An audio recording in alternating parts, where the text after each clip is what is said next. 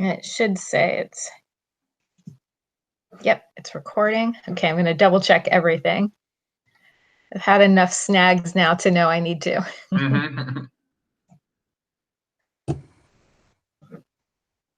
So we'll get going in just a couple of minutes. But until then, if you're just joining us, welcome. Please type your name, school, and your grade level in the chat, just so I can get a sense of who I'm going to be helping today.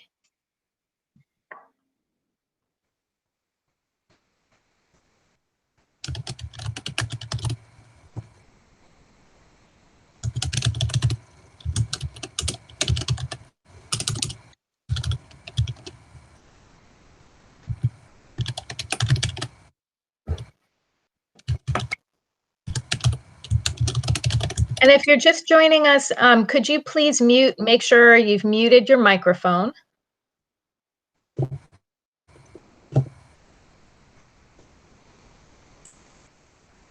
And I'll show how to also mute and turn off your video if you prefer not to have your little thumbnail show up, since we are recording.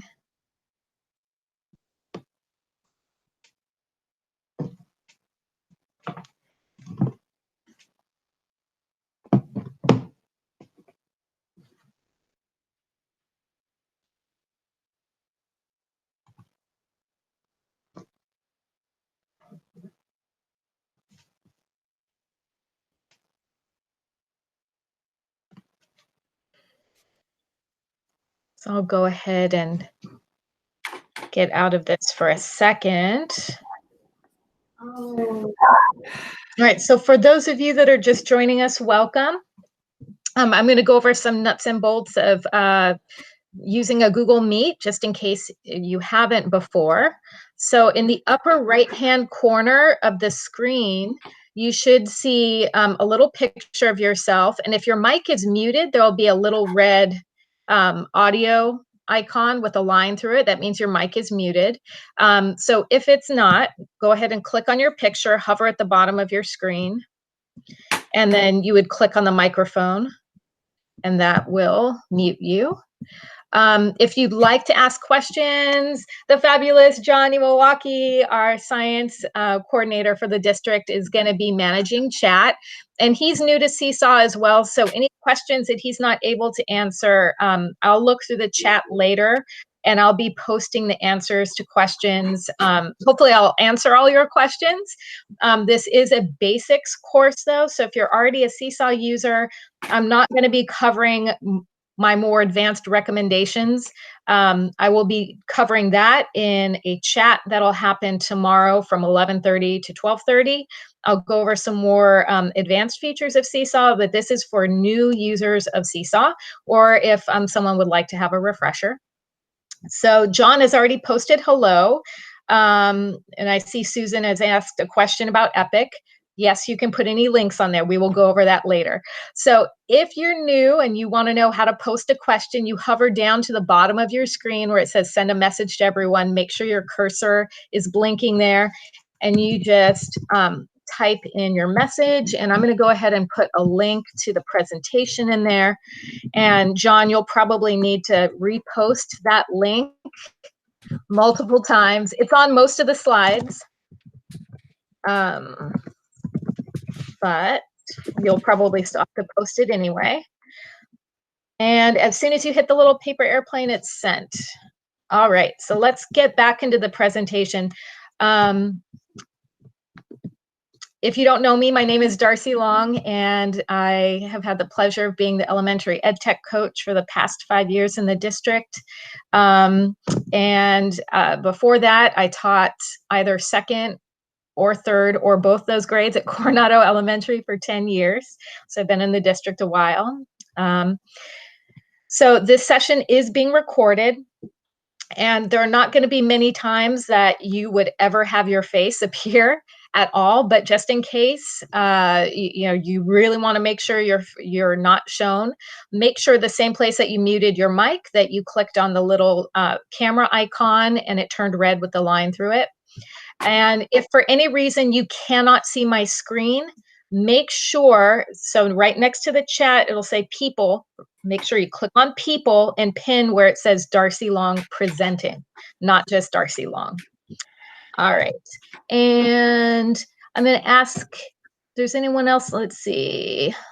Susan, I'm going to go ahead and see if I can. Sorry, I'm going to mute you. Oh, I can't. So, Susan, if you can mute your mic, that would be great. All right. So one thing I'm going to recommend is that you pin the tabs of both this Meet and of the slide deck. And the way you do that is you hover right at the top of your screen, right in the middle of that tab. See that huge rectangle? You're going to hover over that, and you use either a right click or both your fingers. You tap on the touchpad and click pin. And you'll notice the size of it goes down to a very small square. That means it's pinned. So I'm going to do that again. I'm going to unpin it. I hover my cursor right in the middle. I double click and I click pin. I'm going to do the same thing for Meet, and I'm going to double click and I'm going to hit pin. Thank you, Susan. All right. And the other tab I'm going to open is Seesaw. Actually, mine is already open, but if you don't have Seesaw open yet, I do recommend that you open Seesaw and that you pin that so you can go back and forth between those tabs if you can multitask that way. You're not really going to have to take a lot of notes because this slide deck is going to walk you through everything step by step that I'm going to go over. I'm only going to be in this slide deck half the time. The other half of the time, I'm going to be right in the Seesaw program, showing you exactly what you're going to see on your screen. Seesaw is basically a comprehensive learning portfolio. It's a cross-curricular learning management platform. So any activities or any type of teaching that you would be delivering to students in the classroom, you have the opportunity to share and create with students in Seesaw, and it collects their work for them. It's, like I said, it's a portfolio, so it's showing kids path along mastery. And they can represent their learning either through video, through audio, through drawing. So they have multiple methods of showing what they know. That's why I'm highly recommending it for our K through 2 or 3 students. If you don't have your Seesaw account yet, please do it right now, because you can miss the next 5 minutes and it's not going to hurt you. Go to Seesaw, and if you're in this slide deck, all of the links, if you see a little link icon, click on it. It'll take you exactly where you need to go. Sign up for a free account. And if you're an administrator, you can sign up as an account, sign up as a teacher. Okay, so yeah, like I said, some of the slides in here I can skip because they'll walk you through it in case you're not doing it right at the moment or someone was looking at this later. So here's what we're going to be going through today. First of all, up in the corner, since this is being recorded and it's being posted on the e-learning website, please, take a break if you need to. Just stop and you can come and watch the video later for the rest if you need to. Just take care of yourself. And be patient. Be patient with yourself. And it can be so frustrating sometimes just being risky and taking on something new. So appreciate yourself that you're taking that risk. And I appreciate everyone that has muted their mic and just used the chat for your questions. And if John can't answer your question, I will get to it later. And we have a Seesaw specific question and answer office hour from 11:30 to 12:30 tomorrow as well. So we're going to learn how to navigate Seesaw, how to find and post assignments for students, and you're also going to learn how to contact families, much in the same way as you might use Remind or Class Dojo. We're going to go over how students are going to access Seesaw, and we're going to go over Clever right at the beginning. And then after that, we're going to jump right into using the Seesaw Dashboard. So the nuts and bolts of this are mostly that in order for me to go through all the content, I'm going to do a show and tell demo. And then hopefully I'm going to have enough time at the end to go over some of the Q&A from the chat. And then we'll talk about resources. So I want to first congratulate everyone on their first day of remote teaching and learning school. So I know that we're going to have a lot less folks in here today because people are actually doing Zoom or Google Meet with their students. It's not realistic for us to try to replicate the school day, as you all know. And so one way that we can have asynchronous learning, which is, students learning at a different pace, and meeting their each individual needs, is using a platform like Seesaw. And the beauty of it is that it combines communication with families so that all of us together are a team, helping students build the skills that they need to by the end of the school year. So how the students will access Seesaw, I'm going to recommend that you use Clever for that. If your students have never used Clever, then they can access it just by going to the Seesaw website. But we're kind of using Clever as our district hub for getting information to parents or getting information to students. So I'm going to cover that. Students are going to need their Clever QR badge. So I'm going to show, just by using screenshots, how you would get that badge and then share it with your students. So first off, you would have to navigate to your Clever page. And then on your Clever dashboard, the middle selection, it's the shared with your students page. And you might not have used that before. So let me show you. This is a teacher that has used it and has lots of links. If yours has no links, that's totally fine. The slide deck will show you how to add your first link. So in the bottom right-hand corner of the screen, there's a green button that says Add. And then you would click on Link. And the link that you're going to share, I already put it right in the slide for you that you can copy it. You would copy this Seesaw link and you would paste it right here in this field where it says paste link here. Now for the link name, you can call it Seesaw, or you can put your name and Seesaw. And then I recommend that you add QR login. And that is a tip for your parents or the students, that's how they're going to sign in. They're not going to have a username or a password. They're going to have a separate badge. So they have their Clever badge, and then they're going to have a QR badge for Seesaw. And then there's a category that I think newly added. It's default. You don't have to change that at all. And then just choose one of these little icons on the bottom. And then after you press add link, you'll see a little button like this appear on your shared with students page. All right, so your kinder through second grade students are going to scan a separate badge, like I mentioned. There's also the option for a text code, because I've gotten some feedback from teachers that for whatever reason, students' badges were not working for them. There is both a text code and a badge generated. We don't really recommend the text code just because it's either 9 or 12 characters. And for our kindergarten and first grade students, they're definitely going to need a parent to help them with that. So we're going to recommend the QR badge. And most of the time that should work just fine. So how you're going to get the Clever login badges to the families and how you're going to get the Seesaw badges to the families are pretty much the same. And if you click on this link here, it's going to take you to a separate slide deck that shows you how to do it. So pretty much when you're in Clever, you click on where it says classes. So I'm going to show how you would do it with Clever.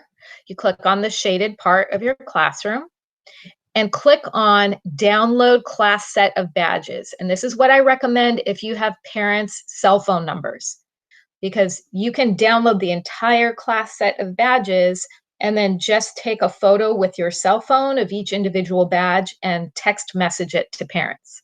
Now, if you do not have parent cell phone, you have to rely on email. You can download each student's badge individually, and you would do that by clicking their name, and then on the right-hand corner, it'll say download badge.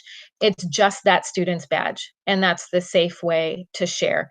You do not want to post the badges on your Clever page, all of the students on one page. it's private, right? So we need to get it to parents individually, either by text or by email. So after you download the badge, either the class set or the individual badge, you'll get a little image on the bottom left-hand side of your screen that says Clever Badge. And the student's name is not listed there. So typically what I do is I open the file and I rename it. So for example, on this one, so here you can take a photo. This would be the class set of badges. And for privacy, obviously, I just, covered those up. But you would just take a picture with your cell phone and then send that badge to families as a text message, or you could take screenshots. So again, this slide deck also shows you how to take screenshots. And it's linked right in our main presentation here. So I know I went through that fast. Again, you can come back to this later. It's a lot of information. Take what you can, let the rest go for another time. Okay. So going into Seesaw Basics, I'm going to be jumping out of the slide deck and going right into Seesaw in just a matter of minutes. So I want to give you an overview of what you're going to be looking at, because I think dashboards are the most confusing places when we're learning how to navigate a new program. There's a bunch of icons and a lot of text that isn't very helpful. So number one, we're going to be looking at account settings, because I'm going to encourage all of you to use the 60-day free trial of Seesaw Plus. That'll take us right into the end of the year, and it'll give you all of the features to make this really helpful at your school site with all of the staff that you collaborate with and with your administrator. We're also going to be looking at your class settings. I'm going to make some recommendations for you that I think will help create a safer and more organized environment for your class. And we're going to talk about student-parent messaging. So where it says inbox, that's any messaging going on with students or their families. Activities are where you would see all of your assignments.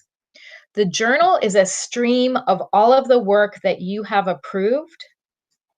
And let's see. Oh, the badges where you get students QR codes. It's where it's going to say right at the top, using Seesaw for home learning, get home learning codes. And let's see, the actions. So there's only three main actions within Seesaw. And we're going to be covering how to how to create activities for your students, and also how to message families. And of course, I'd be remiss if I did not point out that there's help at the bottom. And with that, I'll go ahead and jump out. So I'm calling this Seesaw Live. Everything that I'm going to be covering is in the slide deck. I actually have a second computer that is going to make sure that I do not miss anything in the slide deck. And okay, so now I'm going to jump into Seesaw. All right, so here is my Seesaw dashboard, just like I showed you a second ago. And what I want you to do is sign up for Seesaw Plus.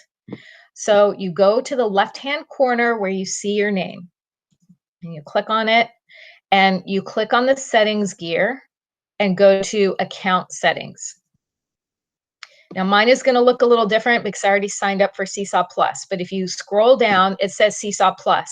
Yours will have a green button that says like, get Seesaw Plus now, or 60-day free trial, something like that. Click on it. Whatever is green that says 60-day free trial, click on it. And then probably refresh your screen.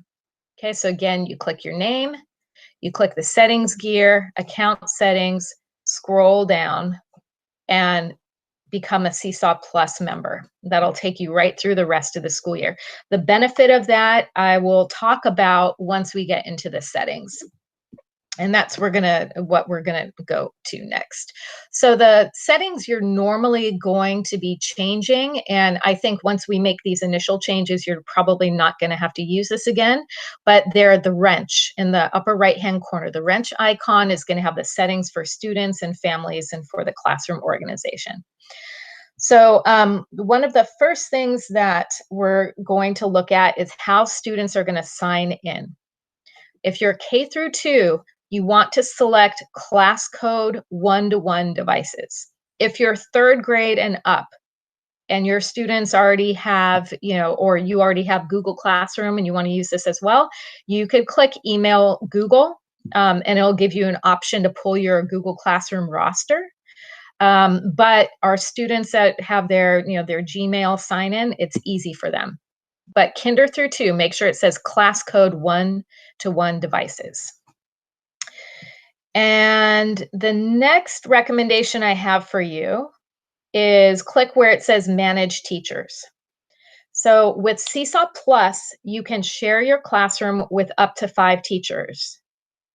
That's what I'm highly recommending you do, because I recommend that you share your classroom with your administrator.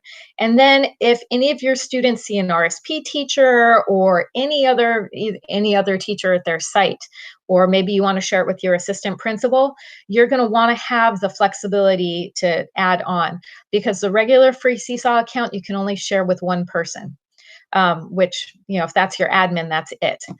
So what you would do is just enter your teacher or your principal's email, and it's okay if they don't have an account already. They will be prompted to create a free account as soon as you invite them. They have the same permissions to your account as you do. So they will be able to create activities. So if you have an RSP teacher that wants to create activities for one of your students, you can invite them as a co-teacher. They can come in, select an activity, and assign it just to that student. So that's under Manage Teachers. Okay, moving right along. So we're going to go into the class settings. And one of the first settings that I recommend you change is the students' likes and comments. Turn them off. Just don't even play with that. With digital citizenship, I think, is hard enough face to face, and this, kids have more time on their hands now. Let's just turn all of that off. Enabling the student comments until they've gotten used to this platform. We just want to help them make wise decisions with a lot of structure. And then I also recommend that you turn off students seeing each other's work. Now, even though you have turned this off, there are still ways that students can collaborate. And I will talk about that later once we get into the activities. That doesn't mean they can't collaborate. That just means they can't see what all of their other classmates are doing, unless you give them permission. Turn on new items require approval. That means nothing appears, if someone does do something inappropriate, it's not going to get posted unless you decide to do that. Let's see, enable item editing. I recommend that you enable this if you want students to go back after you've made comments. And instead of completing a brand new assignment again, you just want them to go back and make changes, and then you'll reevaluate their work. So I recommend you enable that. Okay, so I think that's everything with the student settings. Then I'm going to recommend, I recommend turning off the blog. If yours is on in green, go ahead and turn that off, because that opens up a public page for your classroom, and then you'd have to end up moderating that. I don't think you need that at this point, especially if you're K2. All right, so in folders, I'm going to recommend you set up folders that help your students and you classify work, because as I mentioned, this is a portfolio of all students learning. And it helps kids just kind of, again, reinforcing the skills of organization and classification of their tasks if they have these handy dandy folders. So I've got a folder for all of the main subjects that I'm going to be assigning activities in. And those folders were not there before. I had to create them. So you click on the bottom where it says create folder, you select a folder color, and then you just type in whatever it is that, whatever the folder name is that you want. I'm going to go ahead and click back because I already have enough folders. And then you also need to select here where it says show add to folder step. I put it on students and teachers. And I think students as young as first grade can learn how to classify. In fact, you can do it in kindergarten. You just won't have as many folders. So maybe in kindergarten, first grade, you only have English language arts and math and science and art. If you want to get more specific, you can have reading and writing and then phonics or something like that. But just the younger the student, less folders. But again, the importance is teaching kids how to categorize and organize their work. And that way they can filter.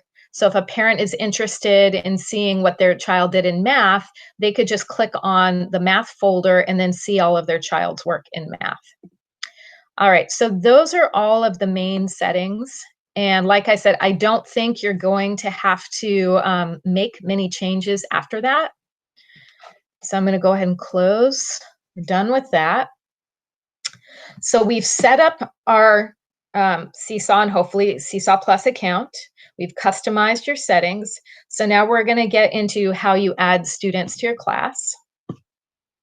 And my dashboard is going to look a little different from yours because I already have students. And how you add your students is you click where it says students here, click on the plus sign.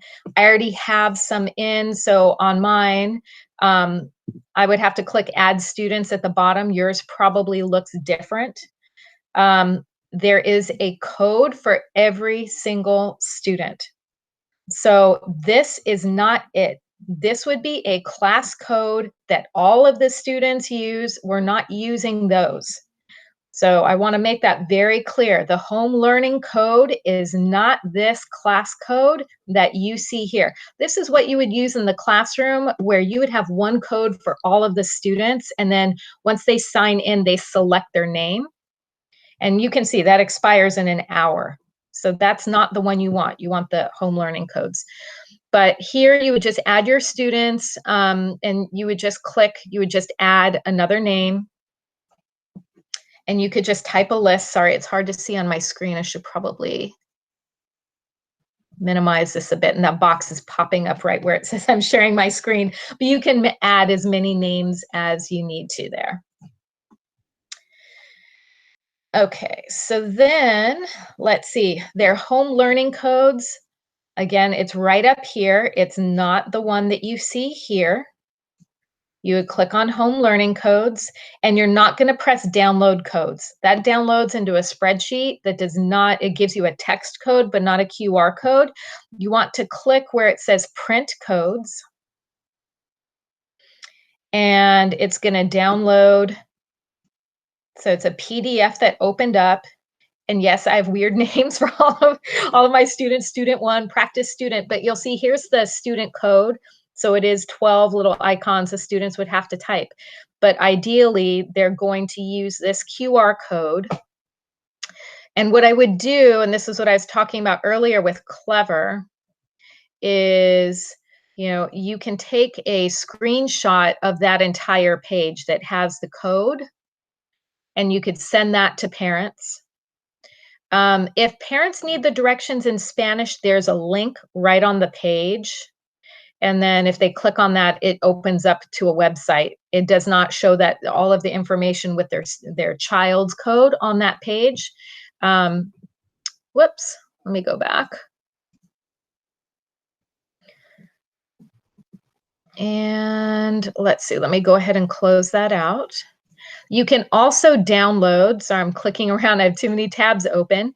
You could also download each student's individual QR code, and that would be when you go to Manage Students. And click, whoops, not here. Click on the student's name, I believe. Uh-oh, no, it's here. Manage Students, and then you would click on that student's name, and then you would get to home learning code, get the home learning code, and it would just be for that student. So again, if you don't have a text phone number for parents, you could download a PDF just for that child, and then you could email it to them. All right, so we've gone over the home learning codes.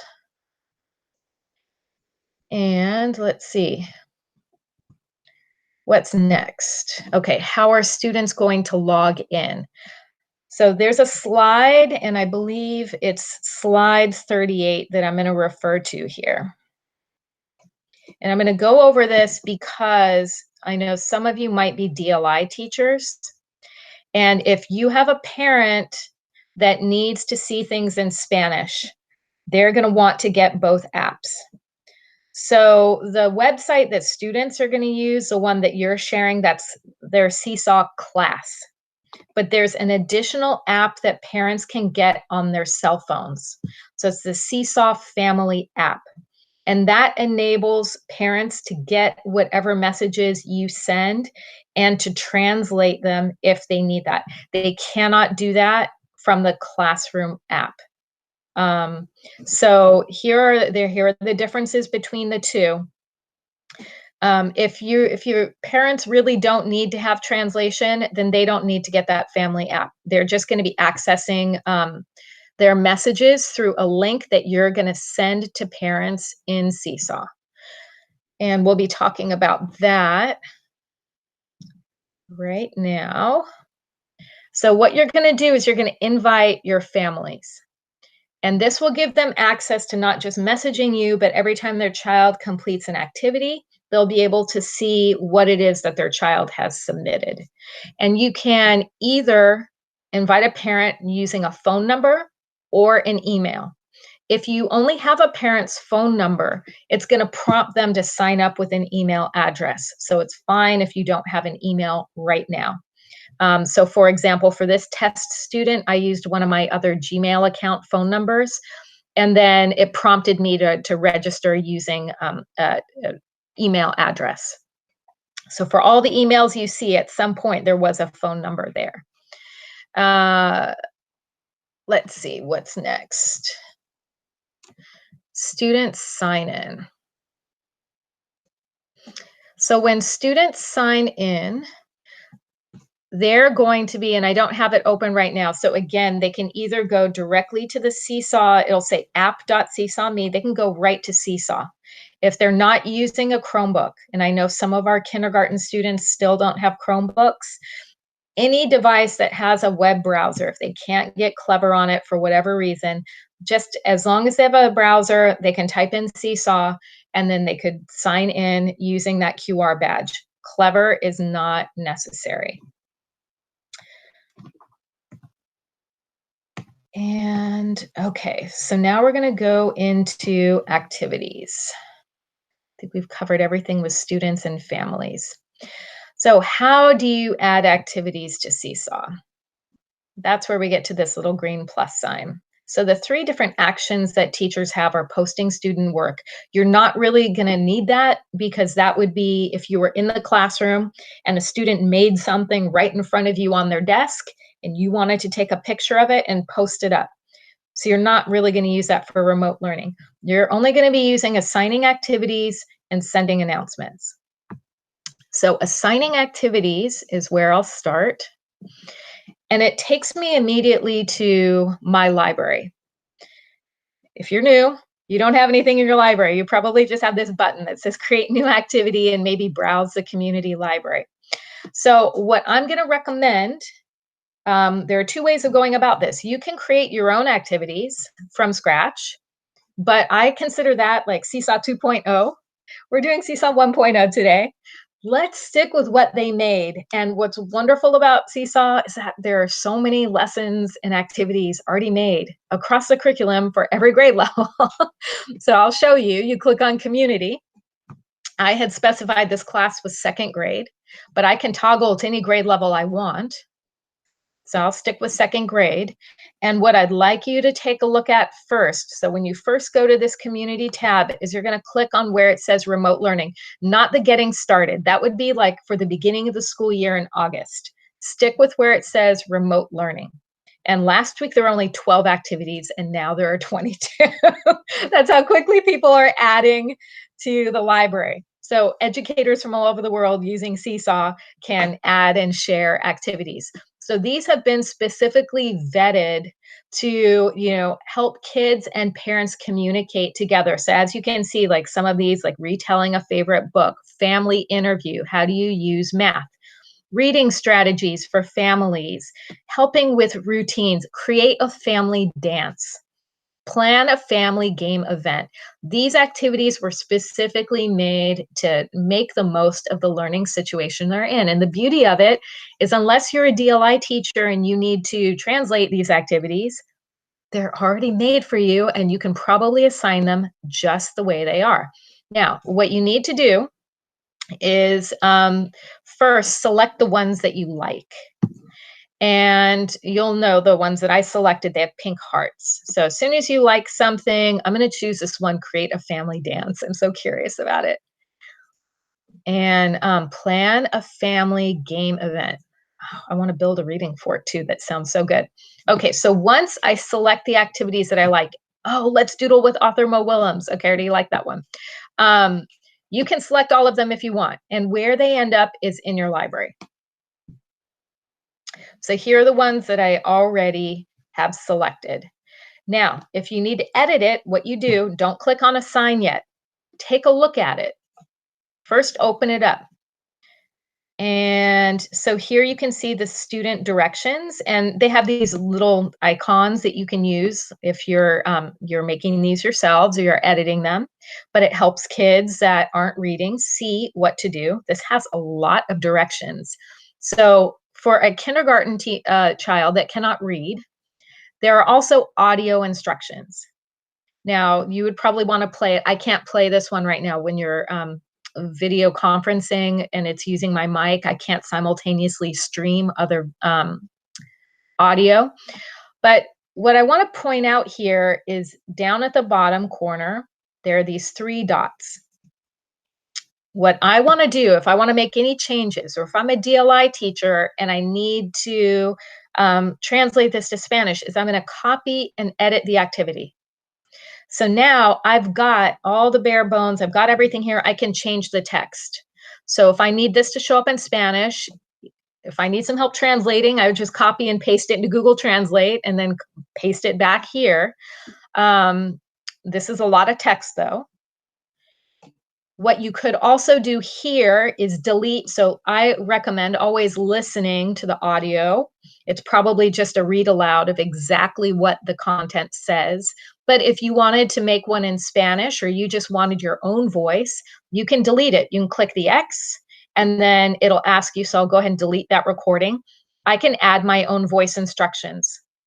And I believe there's 2 minutes of voice instructions for that. The same thing, there's already a template or an example there. If I wanted to change that and add something else, I could. And I could also add another template. So if my students needed some more scaffolding, or I wanted them to draw a response, or I wanted to enable them to have a video response, I can click, and I'll show you the different options. So kids can record in any assignment, pretty much. They have options to add video, drawings, photos. The videos are up to 5 minutes. You can add a link. They can use a notepad, or they could upload some other file. The drawing tool is super cool. I'll go ahead and show that to you. And within the drawing tool, there are other backgrounds. So if kids were doing math or they were doing printing, I could put in a little background like that. And then on top of it, I could just write with my finger. I could also type text box. I could also make an audio recording. No, I don't want to.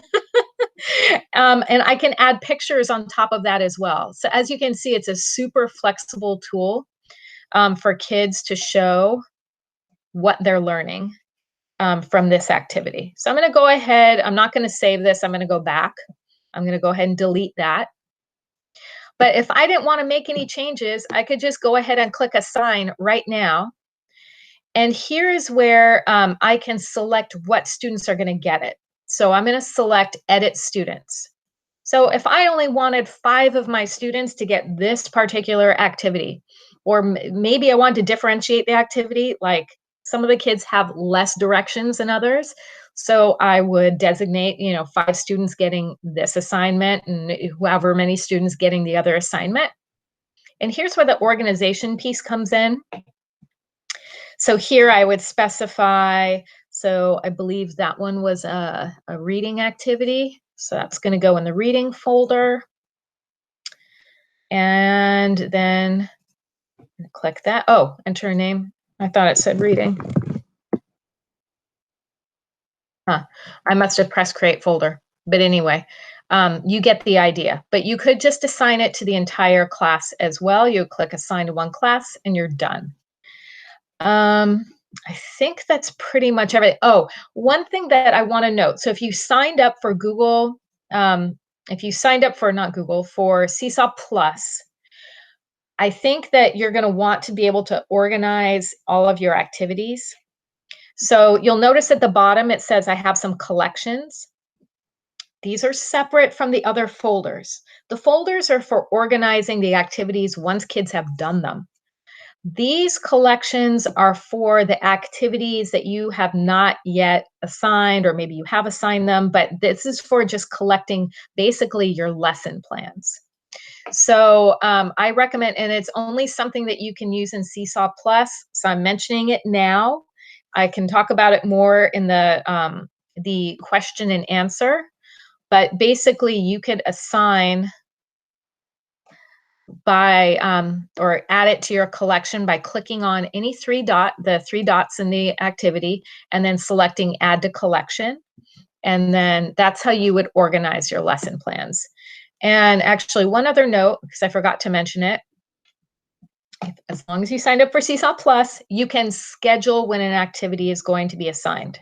So you would press schedule, and that way you can plan as far in advance as you'd like to. So you could assign a specific date and time for students to get particular activities.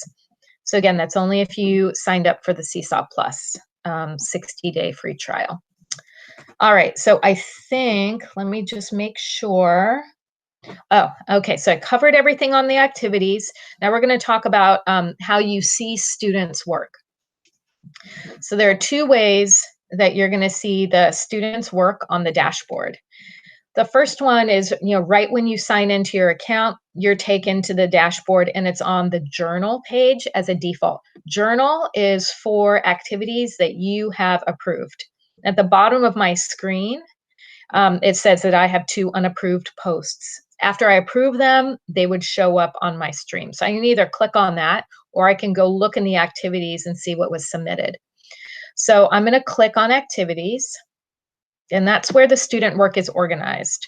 So I had this activity, Typetastic. I asked them to go to a link, daily reading routine, and it tells me how many responses, how many are waiting for approval. Let's see. Ooh, I have 1 response, nothing waiting for approval.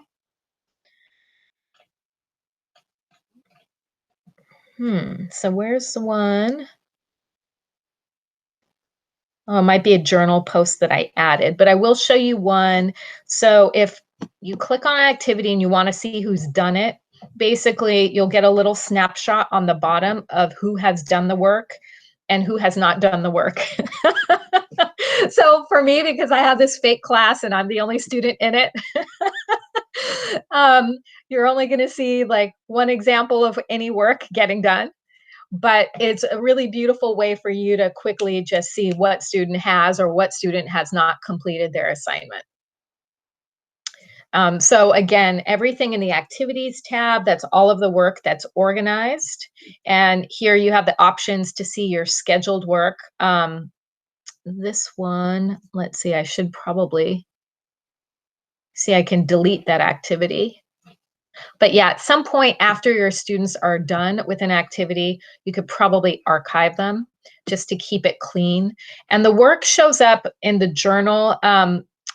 If at one point you decide that you want students to be able to see their peers' work, then you could, in that journal, stream, that would be where kids can click on their friend's work and they could potentially comment on it if they wanted to.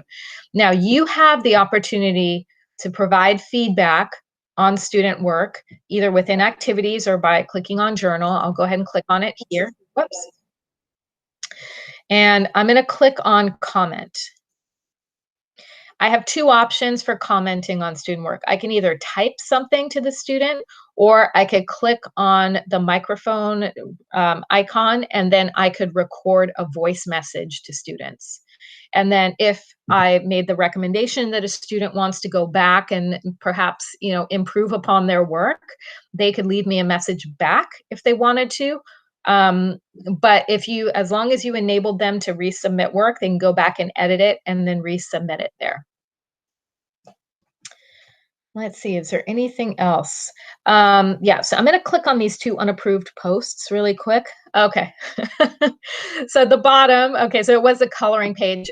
This was a PDF. I was just testing out how you would upload a PDF to have kids write on it. So I'm not going to approve that one. I could send it back to the student because they didn't color within the lines, and I'm just going to go ahead and delete that item. Oh, and I made a video recording.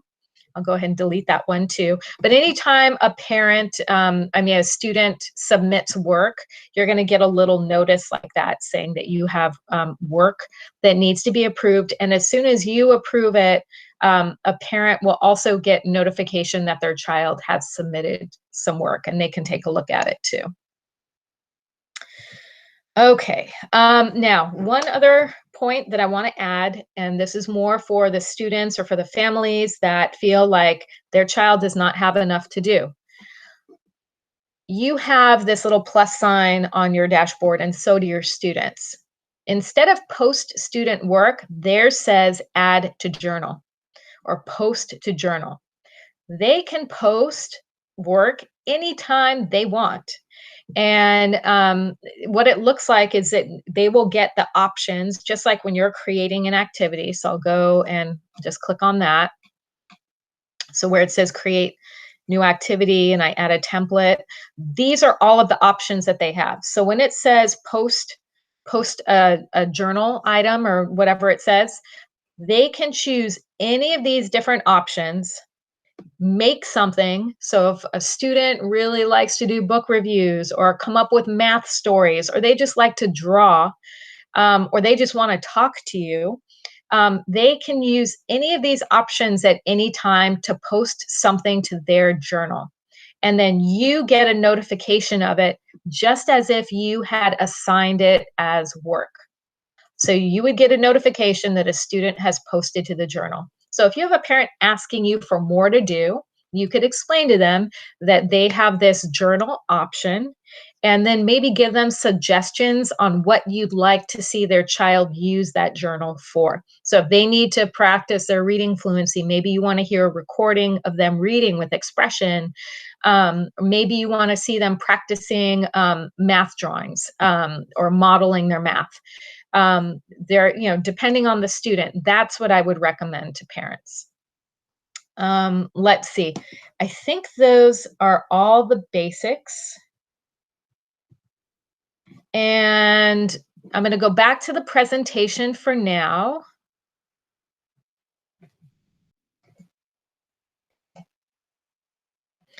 And I want to go over the resources. So here,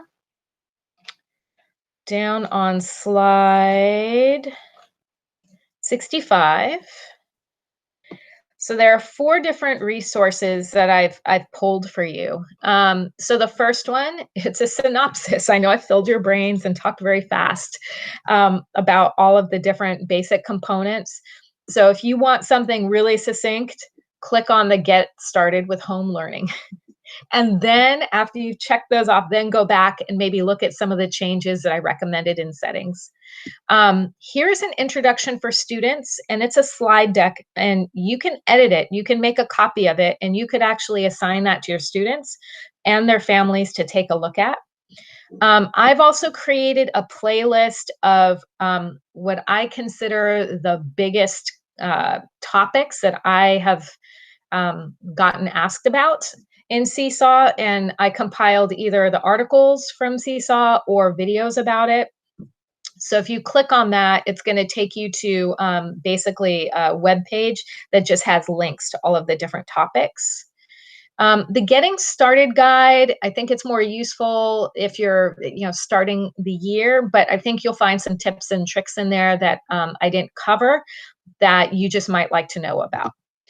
And then every day from 10 to 11, there are open office hours, open topic office hours with Lori Roberts and myself that you can join if you have more questions about Seesaw. But what's new for this week, since this has been recorded, is that, mostly I'm going to be referring new teachers to watch this recording and to take a look at the slide deck.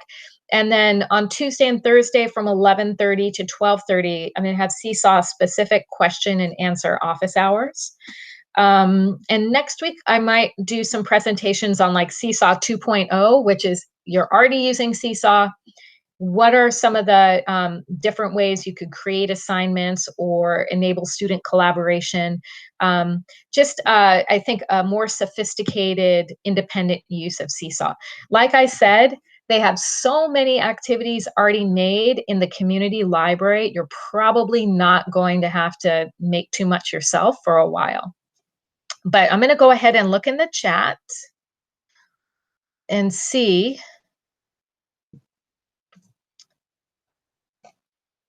if there are some questions that I can answer.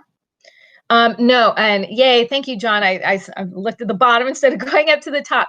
No, students work as long as you didn't enable that sharing. They cannot see their data and their classmates, and family members cannot see anything about other students too. There is a way that it's called tagging students. I'm not going over it today. That's going to be like Seesaw 2.0, or I'll go over in office hours tomorrow. Even though you don't enable sharing, you could tag students within an activity so that they're allowed to comment. Like you could allow them to have chat within an activity. But like I said, that's not a basic Seesaw feature, so I'm not going to go over it today. So Susan, to add Epic, you would add the link. But I would say just if you're using Clever, add the link to Clever and maybe just keep it separate. But if you wanted to, I'll go ahead and show from my Seesaw account. So I'm going to add an activity. I'm going to create a new activity, and I'm going to call it Link to Epic Books. And what I'm going to do is I'm going to add multimedia instructions or example, or I can type the link here. Hi, kids. Use this link to sign in to Epic. Oops. All right, so I could either do this where I add the link, and then I think it's like getepic.com or something. I'd probably want to actually copy and paste it. But anyway, I click the check mark. Yeah, apparently that's the link. I should know. I've been teaching about it for so long now. I guess I'd be disappointed in myself if I didn't know the link. So it says it's uploading it. It's taking a bit. Okay, there we go. And then I would click. Now, if I wanted them to have a book review or a book log or something like that, I could also add a template for them. So maybe I have instructions that say, read one book in Epic, and then come back here and give me a summary about it. And you can use video or you can use a drawing. Then I'd use a template. I could use the drawing template, or if I have older students, I could use the notepad template. And then I would save it. Whoops, I spelled wrong too. But anyway, that's how you would create that link. All right, let's see. The little icons. So I saw that was somewhere in there. So the little icons, yeah, that you can use in your instructions, they're on slide. Here we go. It's on slide 53. So if you click on that, There's the Seesaw shortcut list right there. You have to, if you type in the words, then the icon pops up. So you have to put colon, word, colon, and then the little icon will pop up for you. And I also put the link in that playlist on one tab. Yay!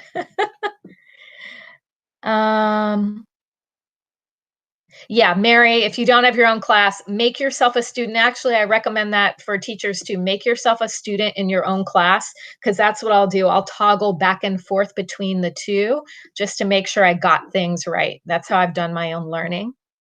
Let's see, what other questions? John, if you want, you can unmute yourself and tell me if there are any questions that you weren't able to answer. Yeah, I think we're good. There was one question about using Remind. So you can, I'm not sure if you can send out an image on Remind or if it's just text. And so in terms of just like sending out a QR code on Remind, I wasn't sure about that. Yeah, I don't know about that either. I know, I sort of think Remind was only characters, like text characters, but you could send a link on Remind, I believe. Okay, yeah, I'm not sure about that, but I will make sure to find out the answer to that.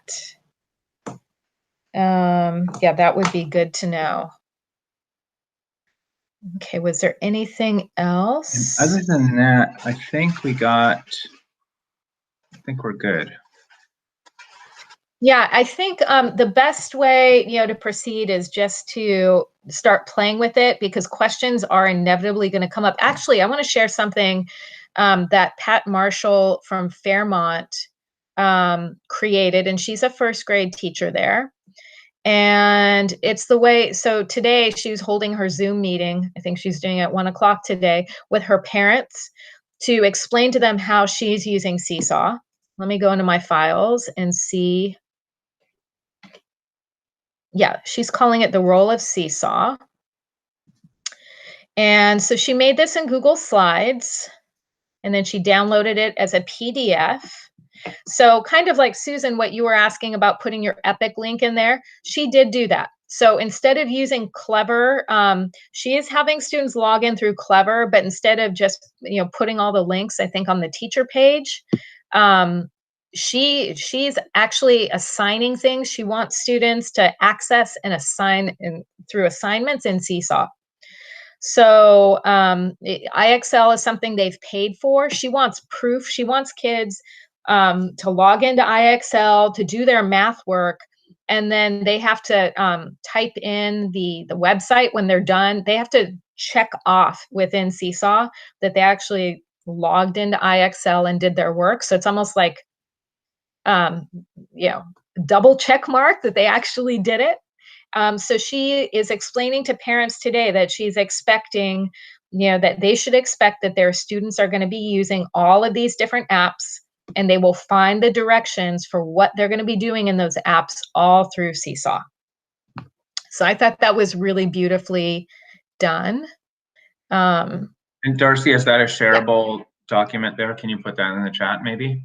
So I have to, I have to ask her. I want to ask her for the Google template, because someone in office hours this morning asked about it. I think I'm going to ask her if she can give me a template that I can share, that others can edit, make a copy and edit, because she just sent that to me as a PDF. So that's not a shareable link, but I'll try to get a copy of that, either that or I'll just make something similar to it, if that would be useful. Yeah, so I will post that later. And where you'll see my posts, so any resources having to do with Seesaw, I'm going to put in the Google Classroom page. And then in the course description on the e-learning page, I have already like a question and answer FAQ document attached. I'll just add on the e-learning page. So just check Google Classroom and the e-learning page for any updates of resources. Yeah, are there any other questions that I can answer? Yeah, if not, again, tomorrow morning, play with it, write down your questions. So tomorrow I can help you troubleshoot. The biggest questions that I've had from teachers already using it is, I think, complications with kids signing in. And there are two things that I recommend. Just make sure when you're communicating with parents that if they're not using the Chromebooks, if kids are using some other device, like they have a Kindle Fire or they're using a tablet or a cell phone, they need the class app, not the family app. That's been the biggest confusion. And also make sure you send the home learning code and not that class code. And that's pretty much it.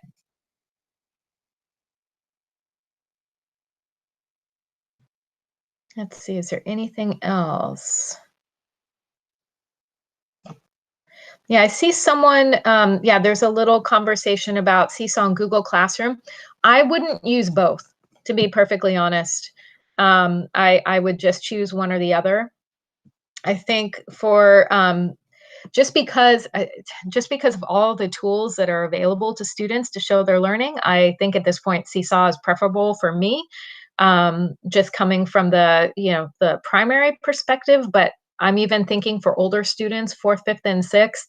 Unless your students are writing tons of essays all the time and they need to have multiple pages of typed text in Google Classroom makes sense for you, I think they can pretty much do the same in Seesaw, and they have more tools. Susan, you're welcome.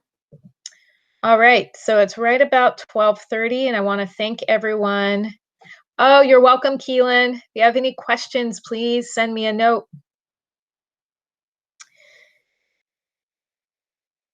Oh, you're welcome.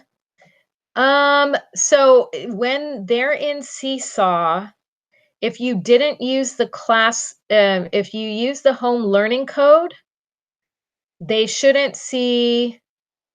I will double check this. I will double check. If you use the class code, then they would see each other's names, but I'm going to check that. See names with home learning code. Oh, in Google Classroom. Okay, I was going to say, I was a little worried about that.